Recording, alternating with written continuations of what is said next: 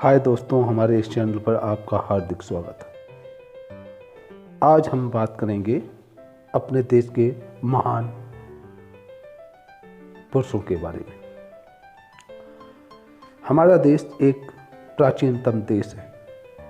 यहाँ इसे देवभूमि के नाम से भी जाना जाता है। हमारी देवभूमि पर जब जब भी संकट के बादल छाए तब तब किसी महान आत्मा ने हमारे यहाँ जन्म लिया और उन संकटों से हमें बचाया। ऐसे ही एक महान पुरुष थे राष्ट्रपिता महात्मा गांधी। महात्मा गांधी ने अंग्रेज़ों से कि जो हमने हमें गुलाम बनाया था उससे हमें आज़ादी तो दिलाई ही, बल्कि दक्षिण अफ्रीका के जो मजलूम मजदूर लोग जो थे वहाँ के काले कानून का विरोध कर रहे थे, उससे भी उन्होंने उनको आज़ादी दिलवाई। तो उनके बारे में कुछ जानने की हम यहाँ पर कोशिश करेंगे। मोहनदास करमचंद गांधी जी का जो प्रारंभिक जीवन था तो वो इस प्रकार था। मोहनदास करमचंद गांधी का जन्म भारत में गुजरात के एक शहर पोरबंदर में 2 अक्टूबर सन 1869 में हुआ था। उनके पिता करमचंद गांधी जो ब्रिटिश राज के समय पर काठियावाड़ की एक छोटी सी एक रियासत थी पोरबंदर के दीवान थे। मोहनदास जी की माता पुतलीबाई परिणामी वैश्य समुदाय से ताल्लुक़ रखती थी और अत्यंत धार्मिक प्रवृत्ति की थी, जिसका प्रभाव युवा मोहनदास करमचंद गांधी जी पर पड़ा और इन्हीं मूल्यों को ने उन्हें आगे चलकर अपने जीवन में महत्वपूर्ण भूमिका निभाई। वह नियमित रूप से व्रत रखती थीं और परिवार में किसी के बीमार पड़ने पर उसकी सेवा में दिन रात एक कर देती थी। इसका असर मोहनदास करमचंद गांधी पर स्वाभाविक रूप से पड़ा। वे अहिंसा और शाकाहार आत्मशुद्धि के लिए व्रत और विभिन्न धर्मों व पंथों को मानने वालों के बीच परस्पर भाईचारे को उन्होंने अपनाया। सन 1883 में 13.5 साल की उम्र में ही उनका विवाह 14 साल की कस्तूरबा से करा दिया गया। जब मोहनदास 15 वर्ष के थे तब इनकी पहली संतान ने जन्म लिया, लेकिन वह केवल कुछ दिन ही जीवित रही। इनके पिता करमचंद गांधी भी इसी साल 1885 में चल बसे। बाद में मोहनदास और कस्तूरबा की 4 संतान हुई। हरिलाल गांधी, मणिलाल गांधी, रामदास गांधी और देवदास गांधी। उनकी मिडिल स्कूल की शिक्षा पोरबंदर में और हाई स्कूल की शिक्षा राजकोट में हुई। शैक्षिक स्तर पर मोहनदास एक औसत छात्र ही रहे। सन 1887 में उन्होंने मैट्रिक की परीक्षा अहमदाबाद से उत्तीर्ण की। उसके बाद मोहनदास ने भावनगर के शामलदास कॉलेज में दाखिला लिया, पर खराब स्वास्थ्य और गृह वियोग के कारण वह खुश नहीं रहे और कॉलेज छोड़कर पोरबंदर वापस चले गए। मोहनदास अपने परिवार में सबसे ज़्यादा पढ़े लिखे थे, इसलिए उनके परिवार वाले ऐसा मानते थे कि वह अपने पिता और चाचा का उत्तराधिकारी तथा दीवान बन सकते थे।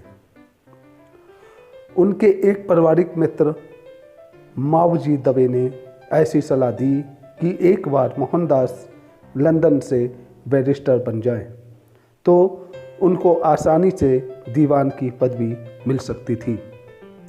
उनकी माता पुतलीबाई और परिवार के अन्य सदस्यों ने उनके विदेश जाने के विचार का विरोध किया, पर मोहनदास के आश्वासन पर राजी हो गए। वर्ष 1888 में मोहनदास यूनिवर्सिटी कॉलेज लंदन में कानून की पढ़ाई करने और बैरिस्टर बनने के लिए इंग्लैंड चले गए। अपने माँ को दिए गए वचन के अनुसार ही उन्होंने लंदन में अपना वक्त गुजारा। वहाँ उन्हें शाकाहारी खाने से संबंधित बहुत कठिनाई हुई और शुरुआती दिनों में कई बार भूखे ही रहना पड़ता था। धीरे धीरे उन्होंने शाकाहारी भोजन वाले रेस्टोरेंट के बारे में पता लगा लिया। इसके बाद उन्होंने वेजिटेरियन सोसाइटी की सदस्यता भी ग्रहण कर ली। इस सोसाइटी के कुछ सदस्य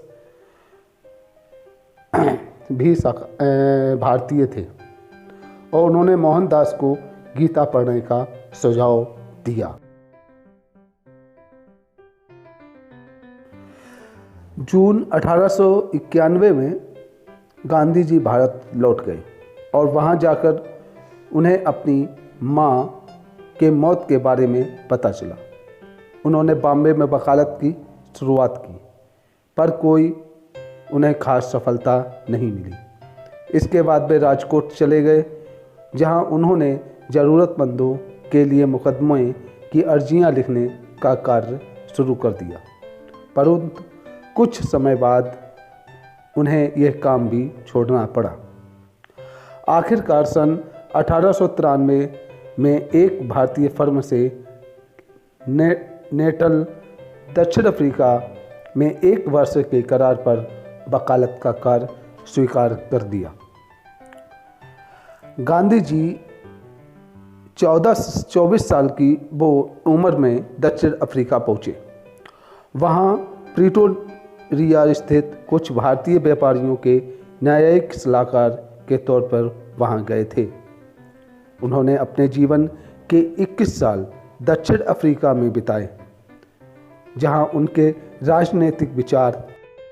भारत लौटने के बाद उन्होंने यहाँ पर देखा कि हम अंग्रेज़ों के गुलाम बन चुके हैं और अंग्रेज़ हम भारतीयों पर कई प्रकार के जुल्म कर रहे हैं। इसलिए उन्होंने स्वराज और नमक सत्याग्रह आंदोलन जैसा कदम उठाया।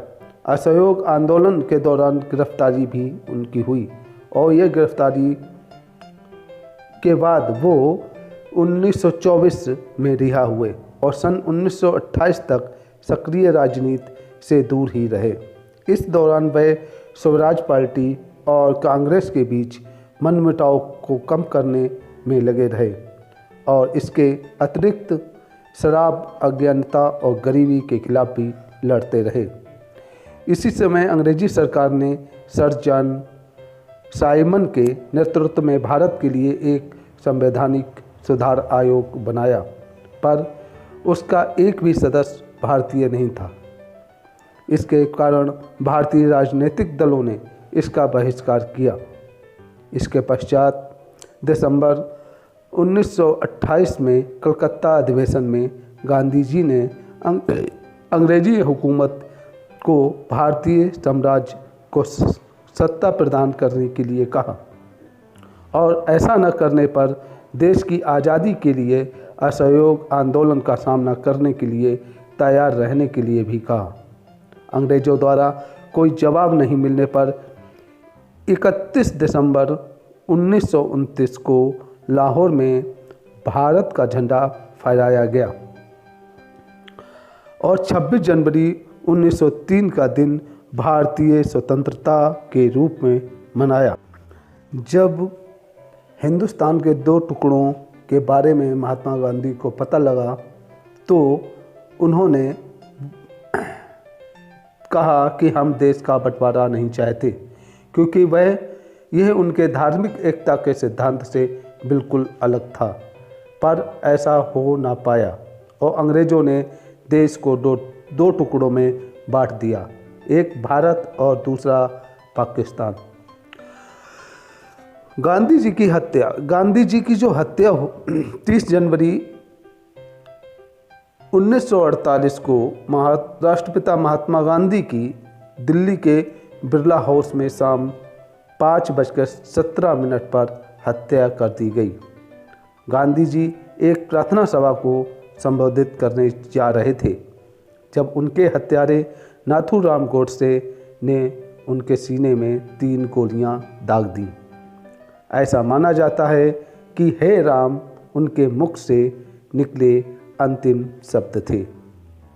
नाथूराम गोडसे और उनके सहयोगी पर मुकदमा चलाया गया और 1949 में उन्हें मौत की सज़ा सुनाई गई। इस वीडियो में बस इतना ही। नेक्स्ट अगले वीडियो में एक नई शख्सियत के साथ में आपके सामने उपस्थित होंगे। अगर मेरा ये वीडियो आपको अच्छा लगा हो तो इस वीडियो को लाइक कीजिए, शेयर कीजिए और मेरे इस चैनल को सब्सक्राइब भी कीजिए। जय हिंद।